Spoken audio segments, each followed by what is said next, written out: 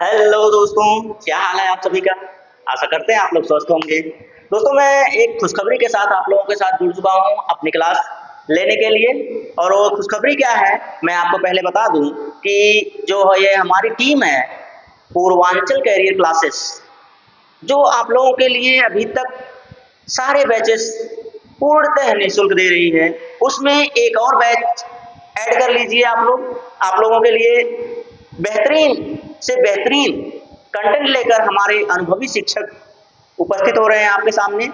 और वो किसके लिए है, कौन सा बैच है वो, तो मैं आपको बता दूं कि भाई अभी जल्दी में हाल ही में आपका यूपी ट्रिपल एससी जो पेट कराता है, पीईटी का एग्जाम करवाता है, जो आपकी प्रारंभिक अर्हता परीक्षा है, जिसको अगर आपने नहीं दिया तो आप वंचित रह जाएंगे लेखपाल, वीडियो, एएनएम, जीएनएम और क्लर्क, ऐसी तमाम भर्तियों से आप वंचित रह जाएंगे। उनका फॉर्म तक नहीं फिलअप कर पाएंगे जब तक आपने पीईटी का एग्जाम ना दिया हो। तो दोस्तों, ऐसे एग्जाम की तैयारी अगर आप कर रहे हैं तो सबसे पहले आप पेट को देखिए, पेट का एग्जाम क्वालिफाई कीजिए। क्वालिफाई करना है तो आपको हमारे विश्वसनीय चैनल पूर्वांचल कैरियर क्लासेस से जुड़ना पड़ेगा। और अगर आप नहीं जुड़ रहे हैं तो भाई आपका नुकसान होगा, मेरा नुकसान तो कुछ नहीं होने वाला है। जितने बच्चे जुड़े हैं आज तक उनका जो रिव्यू रहा है, फीडबैक जो हमने लिया है, वो यही मिला है कि भाई बहुत बेहतरीन रहा और वो लोग सफल भी रहे। चाहे वो यूपीपी का हो, चाहे सीटेट का हो, चाहे यूपी टेट का हो, चाहे जो एग्जाम हो। अभी यूपी पीसीएस का भी हुआ था। हाँ, यूपी पीसीएस से याद आया, लोअर पीसीएस भी यही कराता है, यूपी ट्रिपल एस यही कराता है। तो वो एग्जाम भी देने के लिए आपको पेट अनिवार्य रूप से देना पड़ेगा। तो अगर आपको क्वालिफाई करना है पेट, तो जुड़ जाइए हमारे साथ। देखिए लगा हुआ है, हमारे अनुभवी शिक्षक सभी हमारे साथ हैं। वही पुरानी टीम है जो आपको मजेदार कंटेंट देती है और हूबहू प्रश्न को आपके पेपर में छपने योग्य जो होते हैं वो भी पढ़ा दिया जाता है। तो देर ना करते हुए जुड़ जाइए हमारे YouTube channel Purvanchal career classes से। सब्सक्राइब कर लीजिए, अपने दोस्तों में शेयर कर दीजिए, ताकि ज्यादातर लोगों के पास हमारा ये वीडियो पहुंच सके, हमारा ये चैनल पहुंच सके, उनको निःशुल्क रूप से, निःशुल्क तरीके से सारी व्यवस्थाएं, सारी सुविधाएं प्रोवाइड कर सके। तो आइए दोस्त, आज की क्लास को हम लोग अपना जो साइंस का सब्जेक्ट था उसको पूरा करते हैं। और हाँ, आप जानते ही हैं कि मेरा साइंस सब्जेक्ट है ही, तो मैं साइंस उसमें भी लेके आऊंगा और मैं आपको दिखाऊंगा। जल्दी 25 तारीख से आप लोगों के लिए क्लासेस पढ़ना शुरू हो रही है। मैं तो कल ही एक क्लास आपको दे दूंगा और उसमें क्या बोलते हैं, डेमो के रूप में आप देखेंगे कि जो मैं आरआरबी ग्रुप डी, एनटीपीसी और एएलपी के लिए, इन यूपीपी के लिए, यूपीएसआई के लिए जो भी प्रैक्टिस करवा रहा हूँ वही आपका हूबहू पेट में भी आ रहा है। मैं वैसे प्रश्न कराया हूँ, वैसे पढ़ाया हूँ और वही प्रश्न उसमें भी है। मैंने पेपर देखा, पेपर सेट किया तो एकदम मैच कराया। तो दोस्त, सफलता पानी है तो पूर्वांचल कैरियर क्लासेस को ज्वाइन करना है, ये जान लीजिए और आप अपनी सफलता सुनिश्चित कर लीजिए। चलिए आइए चलते हैं, हमारा जो प्रश्न था उसे सॉल्व करते हैं। आइए देखते हैं आप लोग कितनी मेहनत, कितनी लगन से पेपर सॉल्व करते हैं या प्रश्न को हल करते हैं। आइए, कौन सा प्रश्न था भाई, लीजिए, होना तो ये चाहिए। कल से कुछ ज्यादा ही तैयारी आप लोगों के बैच के लिए की जा रही है, तो इसमें पीडीएफ भी अलग अलग से आ रहे हैं, तो इसीलिए थोड़ा सा कंफ्यूजन तो रहता ही है, कौन सा पीडीएफ कहाँ चला गया। तो लीजिए, कोई बात नहीं, आइए शुरू करते हैं। इसमें इस जो पीडीएफ में 50 प्रश्न की श्रृंखला थी, मैंने 35 करवाया था। 35 के बाद अब करवाना है, 35 के बाद वाले जो प्रश्न हैं उनको हल कराना है। तो आइए हल करते हैं उनको। 32 हो गया, ये लीजिए 34, ये 35, यहीं से हल कराते हैं। आइए यहीं से हल करवाते हैं। और ये प्रश्न भी मैंने हल करवाया था, लेकिन एक फीडबैक और एक फ्लो आपका बनाने के लिए इसी प्रश्न से शुरू करते हैं। मजा आएगा प्रश्नों के साथ और हमारे बैच के साथ आप लोगों को जुड़ने में, और उनको जो क्लासेस हैं उनका जब आप व्याख्या देखेंगे ना, मजा ही आ जाएगा। मैं तो कह रहा हूँ यार कि जब आप सब्जेक्ट का सिलेबस, उस पेट का सिलेबस डिस्कस करेंगे, तभी आपको समझ में आ जाएगा कितने बेहतरीन टीचर। या तो एक प्रैक्टिस सेट देख लीजिए, आपको समझ में आ जाएगा कि कितने बेहतरीन तरीके से प्रश्नों की व्याख्या होगी और प्रश्नों को रखा गया है संकलित करके। आइए चलिए देर ना करते हुए शुरू करते हैं। निम्न में से कौन सी प्रक्रिया ओजोन परत की मोटाई को बढ़ाने के लिए सर्वाधिक उपयुक्त है? तो अब ये देखिए, मैं जब 50 प्रश्न लिया था तो थोड़ा स्पीड चल रहा था। इसमें मैं देखिए 15 प्रश्न है मेरे पास, तो मैं थोड़ा सा स्लो हो जाऊंगा। स्लो होने का मतलब ये होगा कि व्याख्या थोड़ा अच्छे तरीके से होगी। आइए ओजोन परत की बात करते हैं। तो ओजोन परत मैंने आपको पढ़ाया था कि नहीं पढ़ाया था? पढ़ाया था ना, याद कीजिए आप लोग, पढ़ाया था मैंने। तो ओजोन परत क्या होती है भाई? तो ये जो O2 है, O2 आपकी फिर किसी O से क्या करती है, क्रिया करती है, तो ये बन जाता है ऑक्सीजन के 3 अणु बन जाते हैं। जब ऑक्सीजन के 3 अणु बन जाते हैं तो इसे ही ओजोन नाम दिया जाता है। क्या नाम दिया जाता है? ओजोन गैस नाम दिया जाता है। ओजोन गैस को हम लोग जीवन दायिनी गैस भी कहते हैं। क्या कहते हैं? जीवन रक्षा कवच भी कहते हैं। जीवन रक्षा कवच भी कहते हैं। क्यों कहते हैं? क्योंकि जो हमारा मंडल है, मंडल में एक ओजोन परत, समताप मंडल के ऊपरी भाग में आप देखेंगे 3 किलोमीटर की मोटाई के हिसाब से, तो वहां पर एक 3 केमी मोटाई के हिसाब से एक परत आपको मिलेगी जिसे हम ओजोन लेयर कहते हैं। ओजोन लेयर में जानते हैं कि हम लोग शहरीकरण, औद्योगिकीकरण और नवीकरणीय सारी चीजें यूज कर रहे हैं, नवीनीकरण की तरफ जो भाग रहे हैं हम लोग, उससे ओजोन परत को बहुत ज्यादा क्षति पहुंच रही है। क्यों पहुंच रही है? कि हम लोग एसी, फ्रिज, कूलर ये सारी चीजें यूज कर रहे हैं, पेड़ों को काट रहे हैं, ग्लोबल वार्मिंग बढ़ रही है।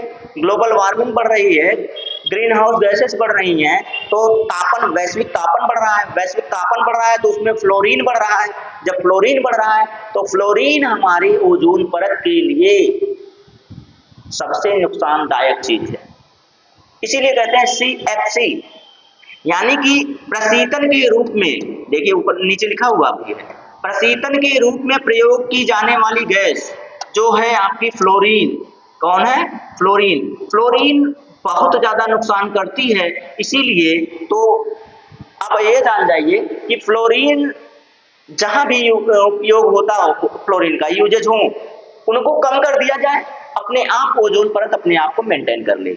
तो इसमें यही कहा गया है कि भाई उसको, उसकी परत की मोटाई बढ़ाने के लिए क्या करना है? सर्वाधिक उपयुक्त ऑप्शन चयन करना है आपको। तो आइए चयन करते हैं। हमारे वायुमंडल में, देखिए पहला वाला प्रश्न पढ़ें, हमारे वायुमंडल में मौजूद ऑक्सीजन के प्रतिशत में वृद्धि करना। वायुमंडल में जो ऑक्सीजन है उसकी वृद्धि करेंगे तो यार ये कोई उसका सॉल्यूशन नहीं है, इसका कोई वैलिड, हम कहें वैलिड, इसका कोई वो निस्तारण नहीं है। चलिए फिर उसके बाद क्या है? कार्बन डाइऑक्साइड के उत्सर्जन को कम करना। कार्बन डाइऑक्साइड से वैश्विक तापन बढ़ रहा है, ग्लोबल वार्मिंग बढ़ रही है, तो इसमें कार्बन डाइऑक्साइड से कोई प्रभाव खास नहीं पड़ता है, तो ये भी वैलिड ऑप्शन नहीं है। ओजोन से भरे गुब्बारे छोड़ना चाहिए। ये तो मजाक हो गया यार, मजाक था भाई, मजाक। तो क्या है, ये ओजोन से भरे गुब्बारे छोड़ेंगे तो क्या ओजोन परत की मोटाई बढ़ जाएगी? नहीं। तो बचा क्या लास्ट में? फ्लोरीन। अभी मैंने बताया ना, प्रशीतन के रूप में प्रयोग की जाने वाली गैस। प्रशीतन का मतलब ठंडा करने के लिए। आप एसी, फ्रिज, कूलर में देखते हैं ना कि उन्हें ठंडा करने के लिए कोई गैस होती है, तो ये फ्लोरीन गैस जो होती है ना, आधारित प्रशीतकों के उपयोग को कम कर देना चाहिए। इनके उपयोग को कम करेंगे, फ्लोरीन कम होगा, फ्लोरीन का उपयोग कम होगा तो फ्लोरीन वायुमंडल में कम होगी, वायुमंडल में कम होगी तो ओजोन परत को कोई हानि नहीं होगा। जब इसको कोई हानि नहीं होगा तो ऑक्सीजन अपने आप इसको मेंटेन कर लेगा। ठीक है, तो option number D is the right answer in this question. व्याख्या लंबी हो गई, प्रश्न भी लंबा था भाई, कोई बात नहीं, आगे चलते हैं अगले प्रश्न पर। अगला प्रश्न लीजिए आप लोग, ये रहा आपके लिए आपके स्क्रीन बोर्ड पर। नीचे दिए गए कथनों पर विचार कीजिए और सही उत्तर का चयन कीजिए। ठीक है, कथन दिए गए उस पर विचार करना है। आधुनिक आवर्त सारणी में 18 ऊर्ध्वाधर स्तंभ हैं, जिन्हें आवर्त के रूप में जाना जाता है, और 7 क्षैतिज पंक्तियां हैं जिन्हें समूह के रूप में जाना जाता है। आवर्त सारणी में समूह एक समान बाह्य कोश इलेक्ट्रॉनिक विन्यास को दर्शाते हैं। तो जो पहला वाला है दोस्त ये गलत है, ये समूह नहीं, स्तंभ की जगह समूह है, समूह की जगह पे स्तंभ है, दोनों के दोनों क्या हो गए, उल्टे हो गए। इसीलिए पंक्ति नंबर ये कथन नंबर 1 गलत हो गया और कथन नंबर 2 जो है वो सही है।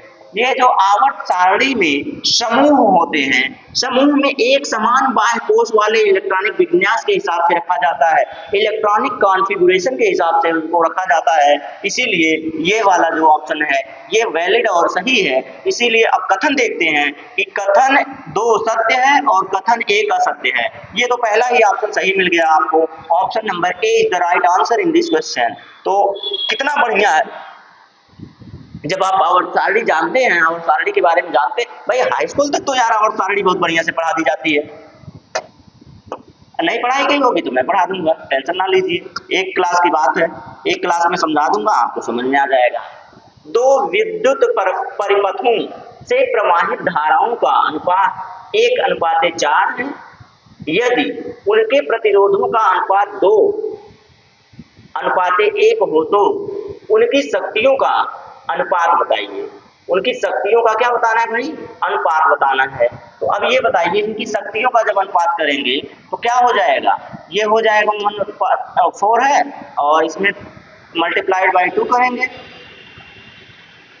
ये 2:1, हाँ ये 2:1 है, तो इसको क्रॉस कर लीजिए, ये 8:1 हो गया है। हाँ लीजिए option number B is the right answer भाई, option number B right answer हो गया।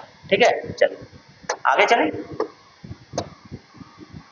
निम्न में से कौन सा पाचक एंजाइम लार में पाया जाता है? टाइलिन नाम सुना है ना आपने, टाइलिन, एमाइलेज नाम सुना है, तो नाम सुना है तो देखिए मिला होगा कहीं। लाइपेज तो भाई यहाँ पेप्टाइड, पेप्टिड, ये क्या पेप्टिडेज, गलत कर देते हैं यहाँ।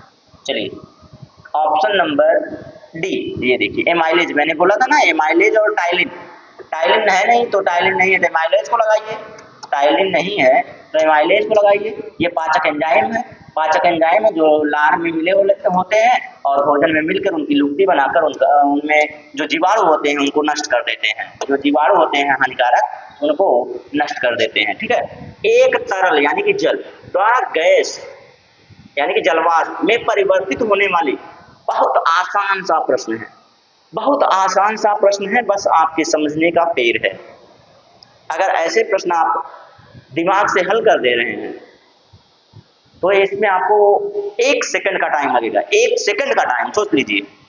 1 सेकंड का मतलब आप समझ सकते हैं कि जो आपका प्रश्नों के प्रति टाइम सेट किया गया रहता है, दर सेट किया गया रहता है, वो दूसरे प्रश्न पर आप लगा सकते हैं। ऐसे प्रश्नों में टाइम लेने लगे तो फिर तो आपका काम हो गया। अरे यार सीधी सीधी बात है, जल है, जल को गर्म कर दो, जल को क्या करो, गर्म कर दो। जब जल को गर्म कर, गम नहीं करना, गम नहीं करना है भाई, दिल नहीं टूटा है आपका जो गम करेंगे।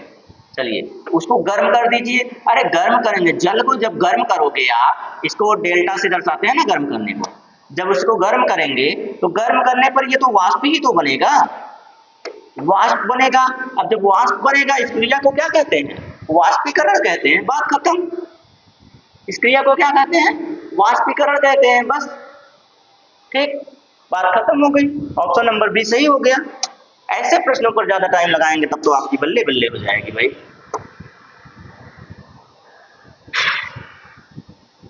प्रश्न नंबर 40, बढ़िया प्रश्न, अच्छा आपको थोड़ी सी मेहनत करनी पड़ेगी ऐसे प्रश्नों पर, कीजिए। सिलिकेट खनिजों का एक समूह है, सिलिकेट खनिजों का क्या है, एक समूह है जिसमें परिपूर्ण दरार होती है। क्या होती है, परिपूर्ण दरार होती है, जिससे वे पतली प्लेटों में आसानी से विभाजित हो जाते हैं। परिपूर्ण दरार होती है, पतली प्लेटों में आसानी से विभाजित हो जाते हैं। जैसे ये प्लेट है, प्लेट में दरार होती है, प्लेट में क्या होती है भाई, प्लेट में दरार होती है, जिससे इन्हें पतली प्लेटों में क्या किया जाता है, बांट लिया जाता है, आसानी से बांट लिया जाता है। ठीक है, आसानी से इन्हें बांट लिया जाता है। तो उसे क्या कहते हैं दोस्त? तो उसे माइका कहते हैं। क्या कहते हैं? माइका कहते हैं। ठीक है, माइका। चलिए आगे चलें।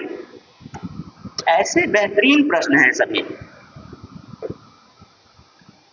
इलेक्ट्रॉनिक सेल के साथ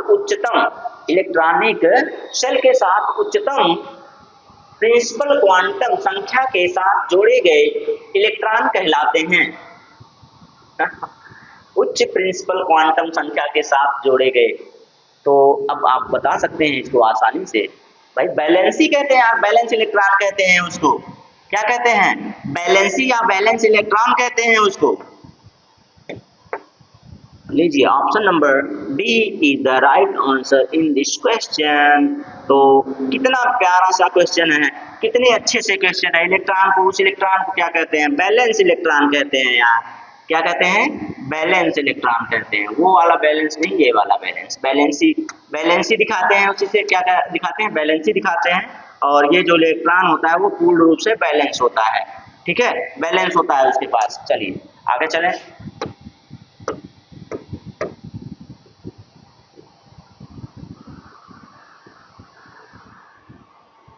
लीजिए, ये भी अच्छा सा प्रश्न है। मतलब जो प्रश्न थोड़ा सा अलग दिख रहे हैं आपको, जो प्रश्न थोड़ा सा भी अलग दिख रहे हैं आपको, उन प्रश्नों का उत्तर आपके प्रश्न में ही छिपा है। अभिकारकों के संकेंद्रण के संदर्भ में अभिक्रिया के दर का प्रकाशन कहलाता है। अभिक्रिया के दर का प्रकाशन कहलाता है। क्या कहलाता है? तो दर नियतांक कहलाता है। क्या कहलाता है भाई? दर नियतांक कहलाता है। सीधे सीधे दर है, दर नियतांक। अच्छा, संबंधी नियम भी था, थोड़ा सा कॉम्प्लिकेटेड हो जाता अभी। चलिए प्रश्न नंबर 43। एक विषम मिश्रण जिसमें विलेय कण विघटित नहीं होते हैं।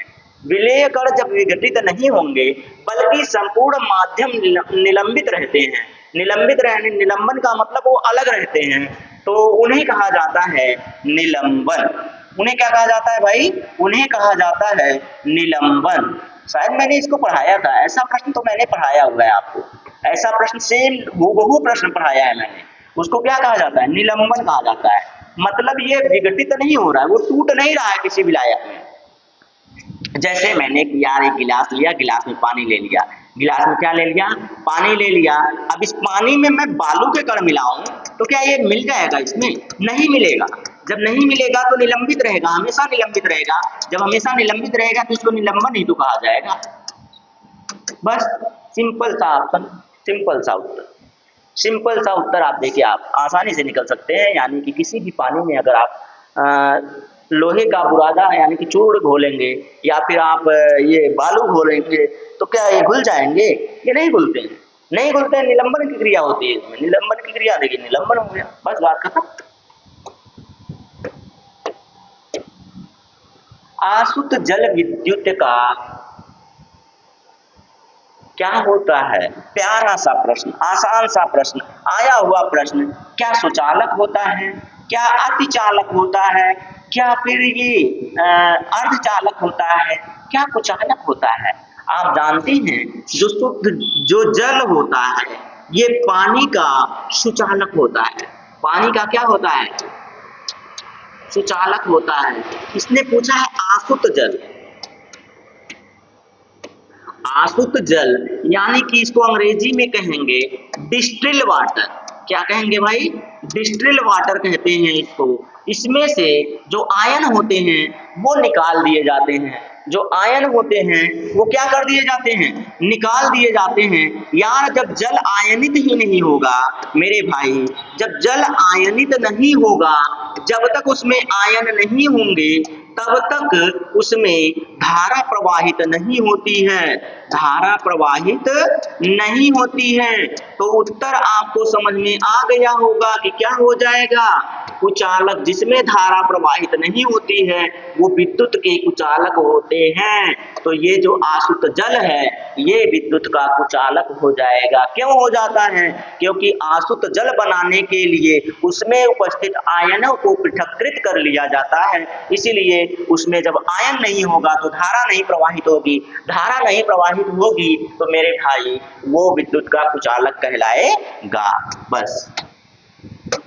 अगला प्रश्न है प्रश्न नंबर 5, प्रश्न नंबर 45। 45 का मतलब 10 प्रश्न होने वाले हैं मेरे, ठीक है। कार्बन का इनमें से कौन सा गुण कार्बन यौगिकों की अधिक संख्या के लिए उत्तरदायी होता है? कार्बन का एक गुण है जो कार्बन यौगिकों के अधिक संख्या के लिए उत्तरदायी होता है। तो अधिक संख्या के लिए उत्तरदायी कौन होगा भाई? तो श्रृंखलन गुण और चतुर संयोजकता। ये option number B is the right answer in this question. श्रृंखला का जो गुण होगा वह, और सी ये जो कार्बन होता है ये क्या होता है?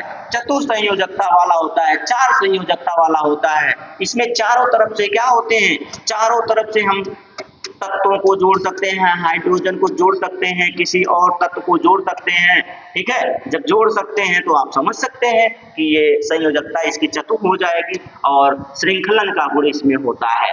श्रृंखलन का गुण हुआ कि नहीं हुआ? श्रृंखलन यहाँ से श्रृंखला जोड़ लीजिए, सी यहाँ जोड़ दीजिए, फिर यहाँ सी जोड़ दीजिए, ये श्रृंखला बनाती चली जाएगी, ये श्रृंखला बनाती चली जाती है, श्रृंखलन का गुण इसे कहते हैं। और साथ ही साथ ये देखिए चतुर संयोजकता का मतलब देखिए चारों तरफ इसमें आप वो जोड़ सकते हैं, कोई भी तत्व जोड़ सकते हैं, चारों तरफ इसमें तत्वों को जोड़ सकते हैं, ठीक है। तो इसी को कहते हैं, क्या कहते हैं? श्रृंखलन गुण या चतुर संयोजकता। ये लीजिए, क्लोम क्षार। क्लोम क्षार की बात छोड़िए, सीधा सीधा आप क्षार पर चले आइए। सीधा आप किस पर आएंगे? क्षार। क्षार जो है वो NaOH है, NaOH है। NaOH की बात करें तो आपको इसमें एक शब्द दिख रहा है कैथोड और दूसरा शब्द दिख रहा है एनोड। कैथोड और एनोड दो शब्द दिख रहे हैं। ये जो कैथोड होता है ये धनात्मकता की ओर भागता है। किसकी तरफ भागेगा? धनात्मक आयन की तरफ भागेगा, धनात्मक आयन की तरफ भागेगा। और जो ये एनोड होता है ये ऋणात्मक आयन की ओर भागता है। किस आयन की तरफ भागता है?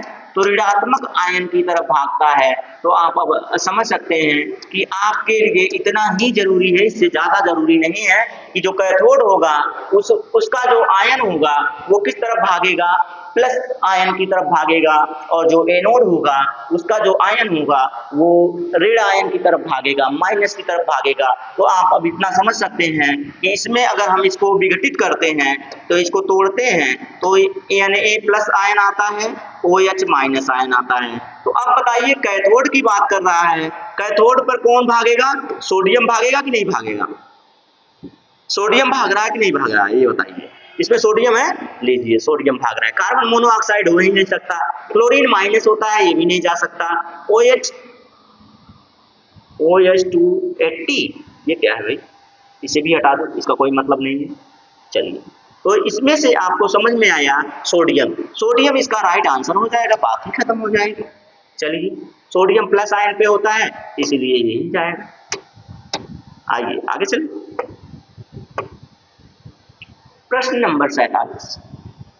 तो दोस्त क्लास कैसी लग रही है ये कमेंट जरूर कीजिएगा। और साथ ही साथ अगर हमारे चैनल पर आप नए हैं तो आप जानते ही हैं कि UPSSC पेट के लिए नया बैच प्रारंभ हो चुका है आपका 25 तारीख से। उसके पहले मैं कल आपको एक डेमो क्लास दूंगा, उसमें आप साइंस को देखेंगे और इकोनॉमी को देखेंगे। तो इस तरह से सारी चीज़ें हम मैनेज करेंगे आगे कि आपका जो पेपर होगा उसमें आप 70-80 नंबर से नीचे लाएंगे ही नहीं। और जब इतने नंबर लाएंगे आप तो किसी भी एग्जाम में, किसी भी भर्ती में आपको फॉर्म भरने से कोई रोक नहीं सकता, चाहे वो कितनी भी मेरिट लें, ठीक है। चलिए आइए इस प्रश्न का आंसर कीजिए। कौन सा प्रश्न था भाई? इस कथन का खंडन किसने किया कि कार्बनिक यौगिक केवल एक जीवित प्रणाली के भीतर ही बन सकते हैं? कार्बनिक यौगिक सिर्फ और सिर्फ किसके जीवित प्राणी तंत्र के अंदर बन सकते हैं? तो नहीं भाई, जीवित प्राणी ही नहीं, आप देखते हैं मृत जो शरीरें हैं, जो निर्जीव हैं, उनके अंदर भी कार्बनिक यौगिक बनते हैं, कार्बनिक यौगिक बनते हैं। किसने कहा था ये? तो ये कहा था आपके जो वैज्ञानिक हैं वोहलर। कौन है भाई? वोहलर। इनको ऐसे लिख सकते हैं आप, वोहलर, ठीक है। नाम भी इन लोगों का अजीब है। कौन है? वोहलर है। इन्होंने बताया कि जो कार्बनिक यौगिक होता है, जो हमारे सजीवों के अंतर्गत होता है, वो निर्जीवों में भी होता है, ऐसा इन्होंने बताया। तो यहाँ पे इस बात का खंडन इन्होंने नहीं किया। चलिए आगे चले, ये प्रश्न नंबर 48 पर SO4 और BA यानी कि SO4 यानी कि सल्फेट है, BA क्या है? बेरियम है। तो की अभिक्रिया से बने BaSO4 बेरियम सल्फेट की प्रकृति होगी, तो इसकी जो प्रकृति होती है वो जब एक साथ क्रिया, ये दोनों जब एक साथ क्रिया करते हैं ना, क्रिया करने के बाद ये जो यौगिक बना, ये जल में अविलीय होता है। जल में कैसा होता है? जल में अविलीय होता है, जल में घुलता नहीं है। तो उत्तर आपका एक इसी से जुड़ा हुआ कहीं है। तो देखिए, जल में अविलीय, जल में कैसा है? अविलीय है। तो कैसा है भाई? अविलीय है। प्रश्न कैसा है? अच्छा है, आपके लायक है, आपके।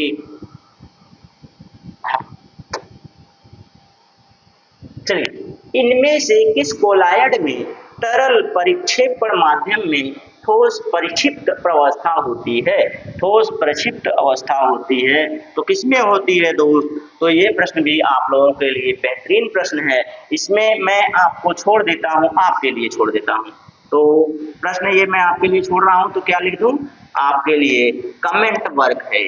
आपके लिए क्या है भाई? ये आपके लिए कमेंट वर्क है। इसका उत्तर आप मुझे देंगे, इसका उत्तर आप मुझे देंगे। प्रश्न बेहतरीन है, अच्छा है, आप लोगों के लेवल का है। तो आप लोगों के लेवल का प्रश्न है, तो भाई उत्तर तो आपको देना ही पड़ेगा।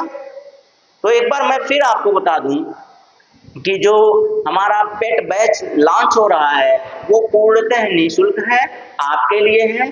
बेहतरीन अनुभवी जो शिक्षक हमारे हैं, जो पूर्व में हैं, देखिए मैं यहाँ से आपको फिर से दिखा दूं, तो ये देखिए हमारी टीम आपके सामने है। तो ये जो टीम है दोस्त, ये बहुत जानदार टीम है, आप लोगों के सफलता के मार्ग में एक मील का पत्थर साबित होगी।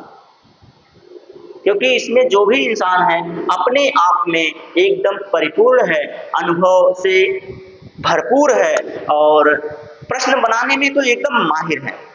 आपको ऐसा बता देंगे कि आप जब पेपर में जाएंगे तो आपको समझ में आ जाएगा कि यार प्रश्न इतना आसान कैसे हो गया। तब आपको याद आएगा कि यार मैंने तो पूर्वांचल कैरियर क्लासेस से क्लास किया था, वहीं का सारा प्रश्न मिला है, वहीं के गुरुजी हम लोगों को पढ़ाए थे।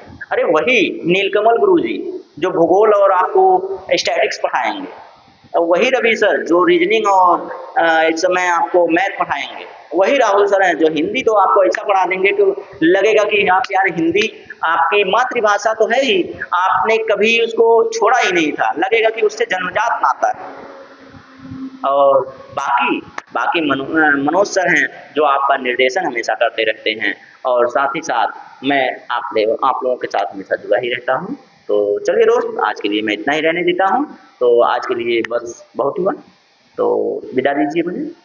जय हिंद।